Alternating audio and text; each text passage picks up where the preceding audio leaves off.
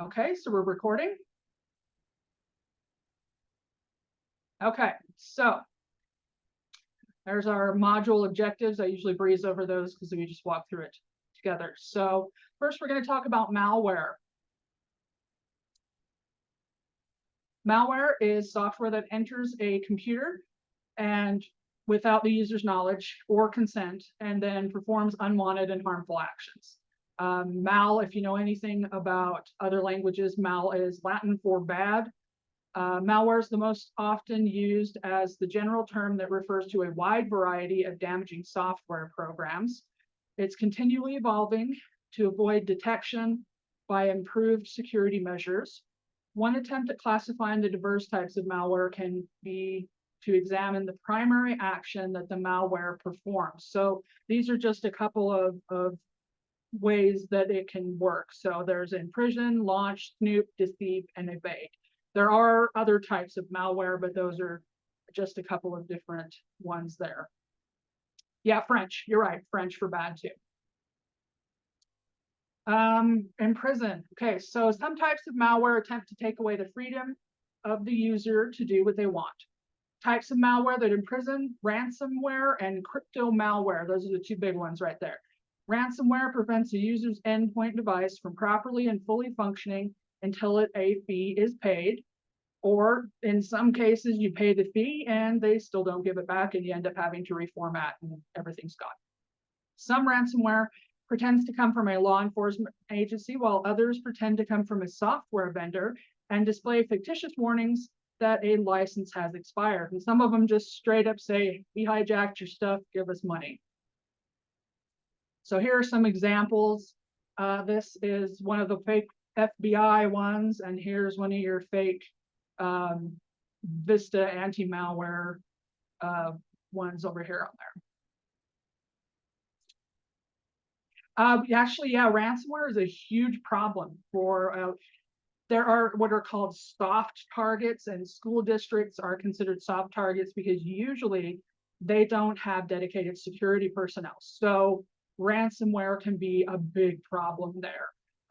We had a decent, I don't know what they're going to do now, but we had a decent program for elimination and detection, and we had if people didn't pay attention and they weren't putting things, because we had like shadow copy and backup and things on the server, but there were areas that they could save stuff that were not backed up. So if they saved them there and they got ransomware, it was like, sorry, sucks to be you. You know, I do have a funny story about that in a second that I'll share. Yeah, and using the FBI seal is very much illegal. Especially because that's impersonating law enforcement, and that is, I believe, a felony if it's the FBI that you're doing that with. Crypto malware. This is a type of malware that imprisons users and encrypts all their files on the device so that none of them can be opened. The cost for the key to unlock the crypto malware increases every few hours or days.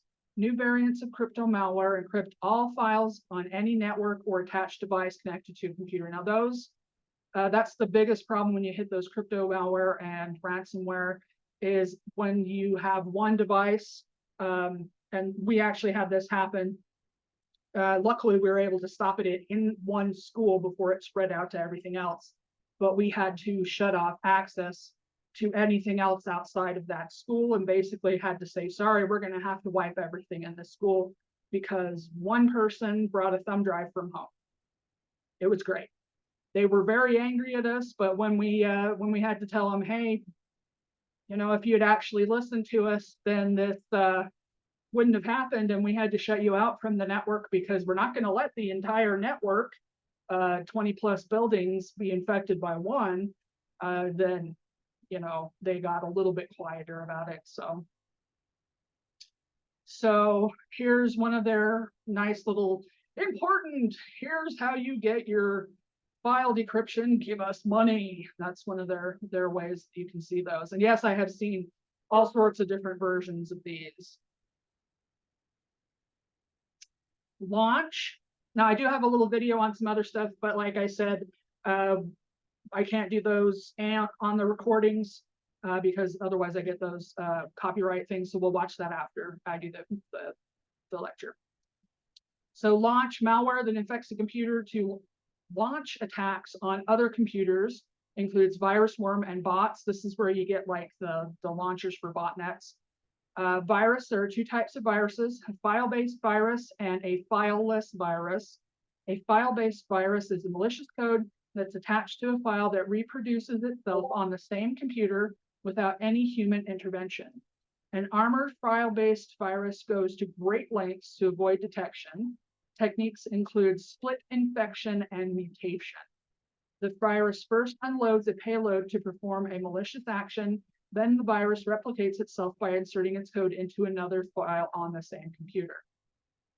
Now, really good ones have a lot of different mutations and are harder to track down. So here's an example of a launch code. Fileless virus does not attach itself to a file, but instead takes advantage of native services and processes that are part of the operating system to avoid detection and carry out its attacks. It does not infect a file. Instead, the code's loaded directly into computer's random access memory, or RAM.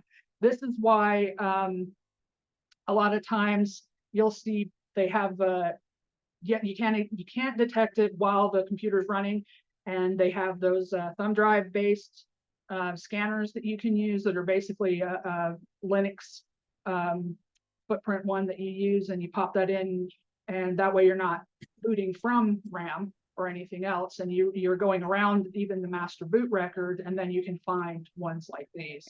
So the advantages of fileless virus over file-based. Yep, question? Stephen? Oh, yeah, sorry. I was gonna ask, does it have to be fileless or does it have to be one or the other, or can the malware attacks be combinations? There are ones that are actually a combination. That's a good point. Usually they're one or the other because people don't like to spend the time to do a combination. But like we were talking about those state actors, they'll do combo attacks a lot of the time, so that you'll get part of it and there's still one out here hanging around in the master boot record. It'll wait for you to get this one that's the attached to the file, and you're like, oh, I got it clear. And then you reboot your computer and your master boot record, which you haven't cleared, goes out and goes and replaces everything again. So Isn't the one that, or if I would have thought about it a little bit more, isn't the one that they used on Iran, wasn't that a combo? that was Stuxnet, and that was its own beautiful, just amazing piece of engineering. It came off of a thumb drive, and some idiot actually took it and plugged it in to one of the secure things in the Iranian nuclear facility. And I can't off the top of my head remember if it was fileless or I think it was a combo. But it was, if you go look up Stuxnet, as Stuxnet, you can look at the coding and stuff. And it's really quite amazing. It was a collaboration between the United States and Israel, and it's still considered one of the most successful, because what it did once they plugged it in was it went out, propagated, and then it, if you know anything about nuclear towers, they have the cooling rods. What it did was it locked open the little things that allow the cooling rods to cool, basically, and overheated everything and just melted everything.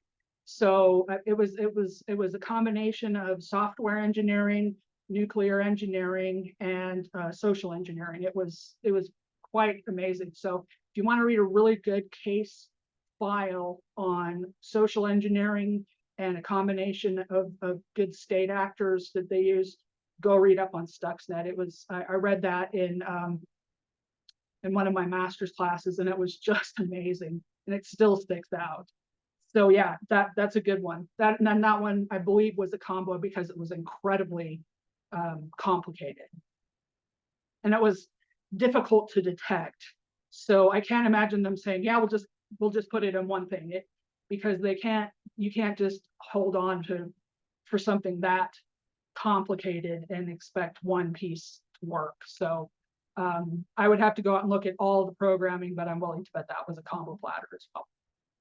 So the advantage of fileless viruses over file-based, they're easier to infect, they're extensive, they allow you extensive control, they're persistent, they're difficult to detect, and they're difficult to defend against.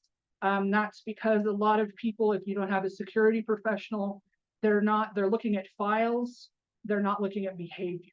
So that's why in your security classes, you want to tell people, if you see any weird behavior, maybe you should talk to your help desk or someone about it.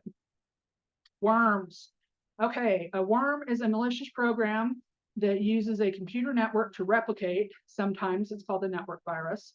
It's designed to enter a computer through the network and then take advantage of a vulnerability in an application or an operating system on the host computer. Today's worms can leave behind a payload on the system they infect and cause harms much like a virus.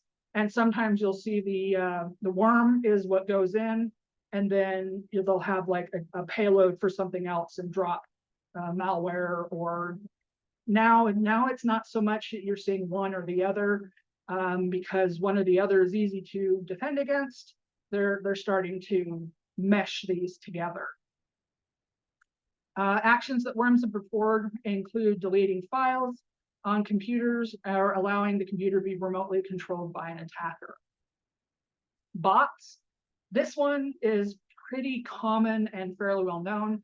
Bots are an integral part of DOS and DDoS attacks. Another type of malware that allows infected computers to be placed under remote control of an attacker for the purpose of launching attacks. Infected robot computer is known as a bot or a zombie. When hundreds, thousands, or even millions of bot computers are gathered into a logical computer network, they create a botnet under the control of a bot herder. Infected bot computers receive instructions through a command and control, or CC, structure from the bot herders. So they use a CC server that reaches out. Several years ago, they had a massive botnet that had millions of devices, and what they'd done was they'd used IoT devices,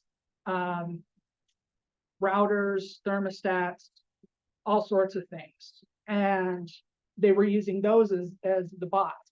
And it was basically a botnet for pay organization, and it took a lot to get them nailed down. Snoop. So two top common types of snooping malware are spyware and keyloggers. Usually you'll see in spy movies, they talk about keyloggers. Half the time they get them wrong, but those little USBs that they plug in, and that's usually a keylogger they're talking about. So spyware is tracking software that is deployed without consent or control of the user. Keylogger silently captures and stores each keystroke that a user types on your computer's keyboard. The threat actor can then search the captured text for any useful information such as passwords, credit card numbers, or personal information. Keyloggers can be a software program or a small hardware device. After the lecture, I'll also take you to Hack 5. They have these things called OMG cables, which are actually, they look like just a normal like USB cable, but they're really keyloggers. They're pretty cool. Yeah, Bluetooth is one of the, even though I like Bluetooth for usability, it's actually one of the most hackable things when it comes to devices. So this right here, if you're using a keyboard and you see something like this, yank it off and make sure that it's actually supposed to be there. Sometimes you do see, every once in a while, you'll see ones that have like extensions and things like that are legit, but sometimes, in my case, there were a couple of little youths that liked, I know what it is about junior high. If the computers are going to get broken, junior high students really like to mess with them. So junior high, we found some really weird little devices that like, hey, these are cool, let's see what they do. And we found keyloggers, they pop open the cases and steal stuff out of them. It was amazing what they do. So I used to always joke, if you want to find out if it's going to be broken into, stick it in the junior high, we'll find out within a couple weeks. Usually it was a lot less than a couple weeks, but it was usually a junior high. Deceive. Some malware attempts to deceive the user and hide its true intentions. Examples include potentially unwanted programs, pups, Trojans, and remote access Trojans, rats. Potentially unwanted programs. These are software that the user does not want on their computer. Usually these are things like advertising content, those annoying pop-up windows that interferes with your browsing, pop under windows, search engine hijacking. Now that one can lead to a lot of problems because I run into that with students, faculty, staff, even some of my private clients. They didn't realize that they had downloaded some add-on and it was actually a search engine hijack, and it was filtering all of their information through this search engine hijack, and it was actually an infection, and it had a lot of other problems. Yeah, it happened more times than I can count. And homepage hijacking. That one doesn't happen as often because people seem to be a little more familiar with that, but it is still out there. So make sure if you're going to something that it looks like your homepage and it's spelled correctly, because that one is common. Trojans. Trojans are like the Trojan horse, is an executable program that masquerades as like a benign program or activity or something, but it also does something malicious. A lot of the time, those will go in and sit in your computer, and sometimes they'll just sit there for a while until they have a date that pops up and triggers whatever it is, and then they'll open like a back door. And you can come back at a later date and time and get information off of the computer. Remote access Trojans. These are basically what I was talking about. It gives your threat agent unauthorized remote access to your computer by using specially configured communication protocols, and creates an opening to the victim's computer, allowing them to have unrestricted access. These are, as far as I'm concerned, these are the worst type of Trojans because they'll sit there for a long time. A lot of these will, and then allow them repeated access to come in and do whatever they want to do. Evade. This category of malware attempts to help malware or attacks to evade detection. Backdoors, logic bombs, and rootkits. Backdoor, this is what I was talking about, it just gives you access to a computer program or service that circumvents normal security protocols. Logic bomb, this is a computer code that's typically added to a legitimate program, but lies dormant and evades detection until a specific logical event triggers it. Now, but what they mean by logical event, it can be a date, it can be when a certain, like say you have a restart. You can say on restart, do this. On this start of this program, do this. You can even do things like after the third start of such and such program, it can be really detailed. Rootkits suck to get rid of. Rootkit is a malware that hides its presence and the presence of other malware on the computer. It does it by going into the lower layers of the operating system to make their alterations. This is one of the ones that you can't really get rid of unless you're scanning with one of those thumb drives or another device from outside of the actual computer. You can't use antivirus, anti-malware stuff that's on the computer because it usually is hiding in those lower layers, and it just can't see it. Unless it is a really, really old one and somehow you've gotten it on there and it's like, hey, it's right there, but usually with these, you're not going to be able to see them until you have the operating system completely shut off and then you're scanning the file system with an outside device. Okay, what is the primary action that crypto malware performs? Imprison, launch, snoop, deceive.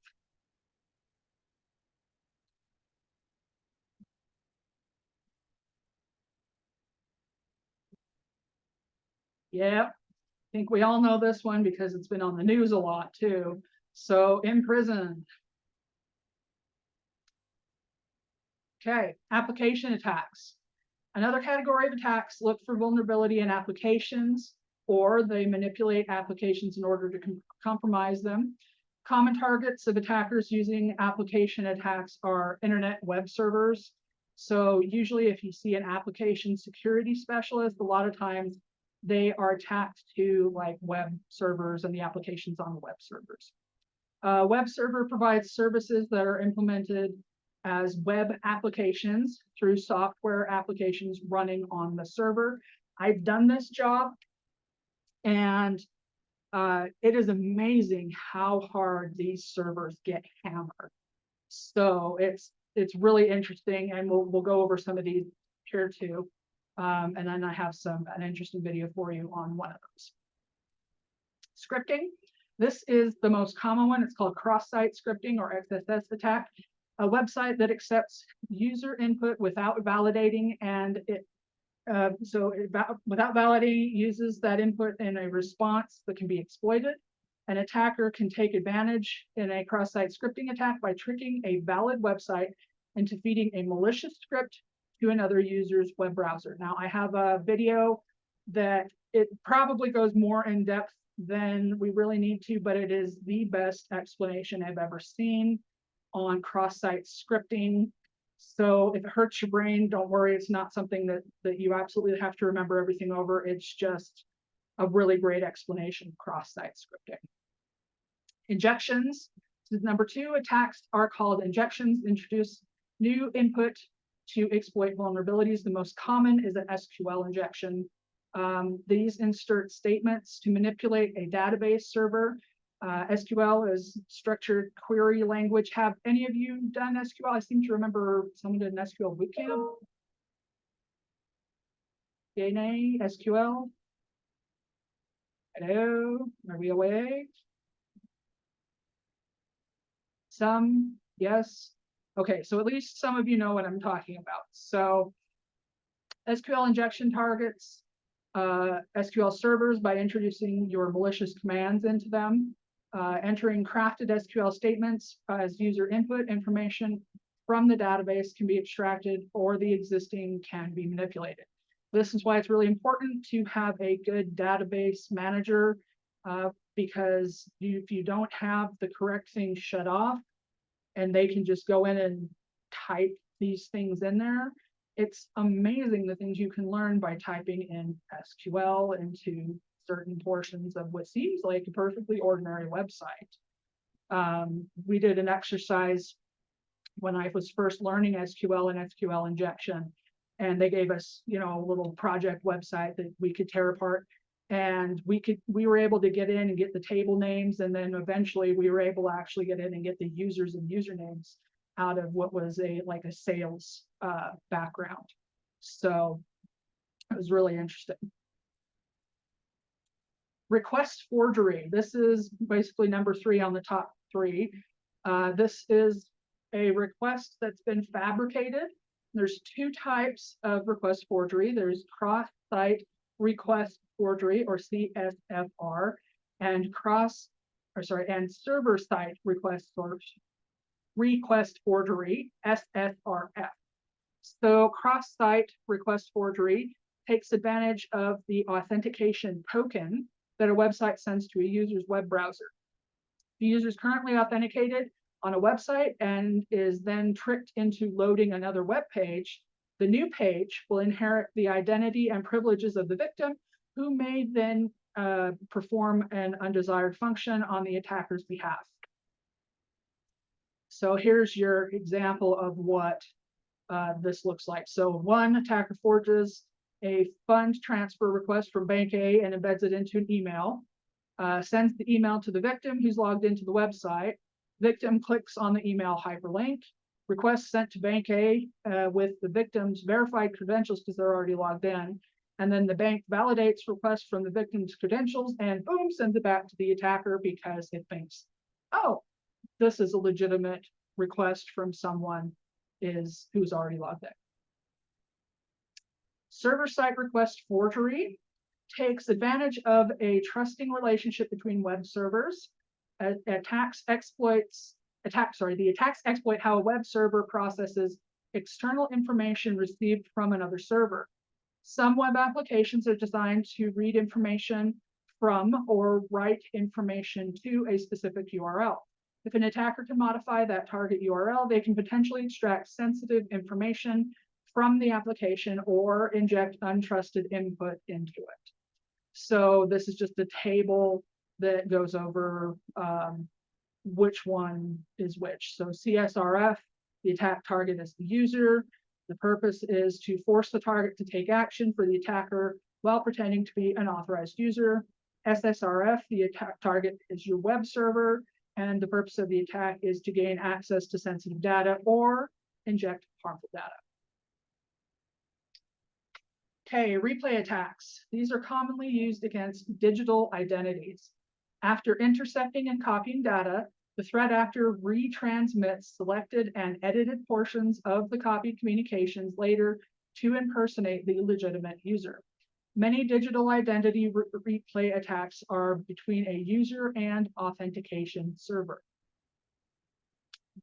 Okay, before I hit this one, are there any questions on what I've talked about already? And this is basic cybersecurity, you know, so we're kind of doing surface level on some of these. But if anyone does have any questions about them, please let me know, especially the cross-site and the other stuff. I do unfortunately have a lot of experience with those because I used to have to deal with them a lot. Okay, so attacks on software. Other attacks are directly focused on vulnerabilities in software applications. These include exploiting memory vulnerabilities, improper exception and error handling, external software components, memory vulnerabilities. Some memory-related attacks are called resource exhaustion attacks because they deplete parts of memory and thus interfere with the normal operation of the program in RAM. Other memory-related attacks attempt to manipulate memory content, such as buffer overflow attacks and integer overflow attacks. And nowadays, if you are able to get buffer overflow attacks, usually it means that your application is poorly designed. So buffer overflow occurs when a process attempts to store data in RAM beyond the boundaries of a fixed length storage buffer. The extra data overflows into adjacent memory locations. And integer overflow attacks, an attacker changes the value of a variable to something outside the range of that the programmer had intended by using an integer overflow. Then there's improper exception handling. Some attacks are the result of poor coding on the part of the software developers. Software allows the user to enter data but has improper input handling features, does not filter or validate user input to prevent a malicious action. Another improper exception handling situation is a null pointer object dereference. When an application dereferences a pointer that has a value of null, it typically will cause a program to crash or exit. So basically with these, they are attempting to force these situations to sometimes crash, sometimes cause the program to exit. Sometimes if you have improper handling turned on, it will actually say an exception has occurred, and it will give just a ton of data on exactly what has occurred instead of saying an exception has occurred, which is all they really, as a programmer, you should put in there. You should have error codes that pop up. I mean, all of us have seen, you know, error 404 not found, things like that. A good programmer should have, for web applications, they should have things that will bump out for error codes that give you a generic answer. But if you just put in there, go ahead and tell us whatever you want to, they'll get an exception and it will dump all of this information out for the person. And it's possible that they may have dumped out everything from the name of the server to what type of operating system they're using, coding languages. It's impressively bad when it goes wrong. External software components.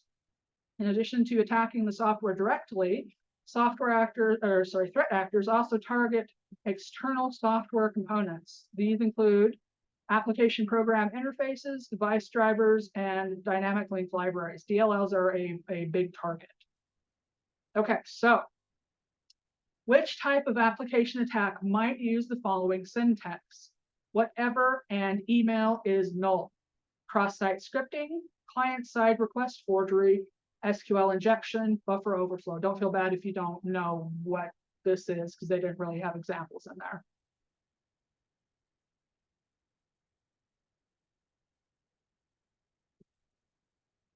Keep going, a couple more. Okay, this is an example of SQL injection. This is whenever you see those quotes, a lot of times that, and then you'll see the little semicolon, and that is how you write SQL when you're writing code in there. D for damn. Very funny. Okay, adversarial artificial intelligence attacks. These are fairly new, but they can be very difficult to defend, because some of them, if they're coming from a state actor, these are some major, huge computers that can just bang against whatever it is they're attacking over and over and over again.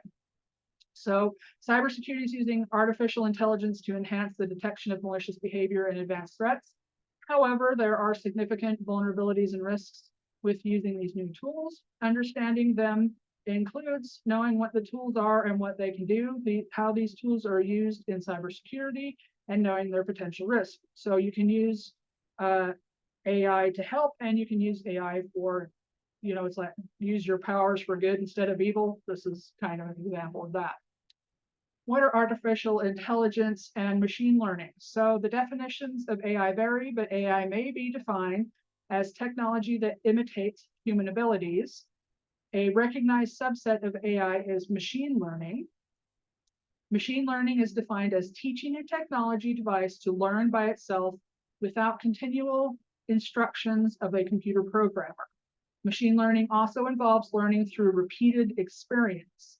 If something attempted does not work, then it determines how it could be changed to make it work. If you ever want to see kind of an interesting one, 60 Minutes did an interesting thing on AI and machine learning. They had a section where they showed a computer that played basically thousands of hours of chess against itself and came up with permutations that they'd never seen before. It was really fascinating.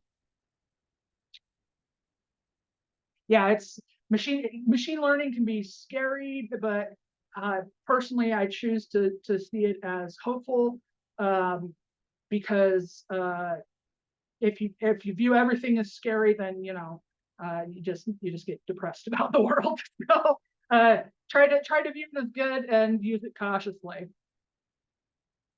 So uses in cybersecurity. Cybersecurity AI allows organizations to detect, predict, and respond to cyber threats in real time using machine learning. Virtually all email systems use some type of AI to block phishing attacks. This is true. Prime advantages of using AI to combat threats are continual learning and greater speed in response. AI can predict and prevent future attacks. About 1 in 5 organizations use cybersecurity AI before 2019, increasing to 2 out of 3 organizations planning to deploy by the end of 2020. We at the school district, our security suite actually used AI and machine learning. So we had a cloud suite, and it used that instead of just what's called signature databases, which are more static. When you use the AI and the machine learning, it'll go out there and learn these patterns, so that instead of being like, okay, I learned that ABC equals D, but when you do ACB, I don't know what it's going to do. When the AI and machine learning is applied in these suites, it can come up with all sorts of different patterns and say, oh, this is just a variation of this thing we've already seen. So it's actually really cool. And it's pretty interesting to see how it's used. So here's different areas that it's used in. Network security is the big one. Data security, endpoint security, identity and access security, application security, cloud security, and IoT security, which really makes me sad because I think that one should be a little higher than it currently is. So risks in using AI and ML in cybersecurity. So some of the risks associated with the AI and ML are called adversarial artificial intelligence. The first risk is the security of the machine learning algorithms. These could be attacked and compromised, allowing threat actors to alter the algorithms and ignore attacks. Another risk is tainted training data from machine learning. I have an interesting one I need to tack on there. Attackers can attempt to alter the training data that is used by machine learning in order to produce false negatives and close themselves. Now, something they've also found out with machine learning and AI is that the people who initially set these up accidentally trained the machines in their own bias. So there's also a little piece of social awareness and things that are going into that. So if you ever are interested in that, look up AI, machine learning, and bias. So there's things that they didn't realize they had biases on that are coming out later in the way that machine learning and AI has been applied. Right, knowledge check. Which of the following is a concern of using AI and ML in cybersecurity? Buffer overflows, improper input handling, device driver manipulation, tainted training data.